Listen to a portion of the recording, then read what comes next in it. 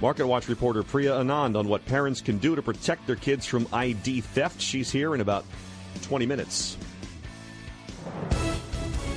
Republican presidential candidate Ted Cruz, the Texas senator, has captured the Iowa caucuses, beating businessman Donald Trump. If you want a president to stop amnesty, to secure the borders and keep us safe, then support a candidate who has led the fight to stop amnesty, to secure the borders, and to keep us safe. In third place was Florida Senator Marco Rubio, whose recent surge nearly put him past Mr. Trump. After leading the race for 6 months, Mr. Trump's stardom wasn't enough, and his remarks were brief last night.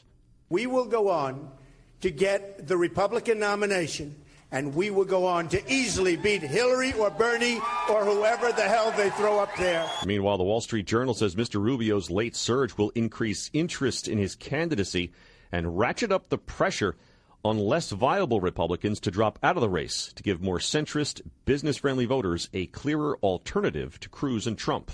When I am our nominee, we are going to unify this party, and we are going to unify the conservative movement. Meanwhile, Mr. Cruz led the GOP field as the top pick of 28% of Republican caucus goers, followed by Mr. Trump at 24% and Mr. Rubio at 23%.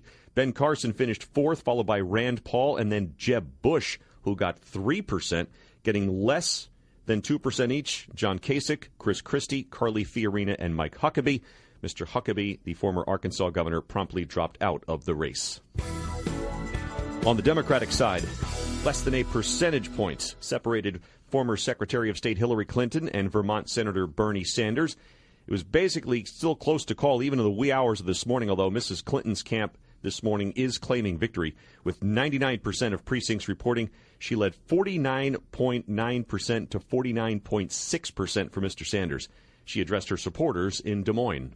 I am excited about really getting into the debate with Senator Sanders about the best way forward to fight for us and America. Meanwhile, it's on to New Hampshire's primary next week. Mr. Sanders, now with momentum and a fresh $20 million in donations in January, has a commanding lead there. The government of our great country belongs to all of us, and not just a handful of billionaires. When that happens, we will transform this country. Thank you all very much. Mr. Sanders' support came from young voters, first-time caucus goers, and people who called themselves very liberal. He also dominated voters who said they cared most about choosing a candidate who was honest and trustworthy. Meanwhile, former Maryland Governor Martin O'Malley dropped out of the race after the Iowa results. Well, more now from anchorman Chuck Shockley at News Talk 1230 KFJB in Marshalltown, Iowa. One of our affiliate stations is up early with us this morning and live. Chuck, good morning. What was the general takeaway, you think, last night? Well, kind of a surprise for Ted Cruz. Most of the state, it was assumed we were impressed by Trump and thought Trump would do well. But this indeed was a surprise.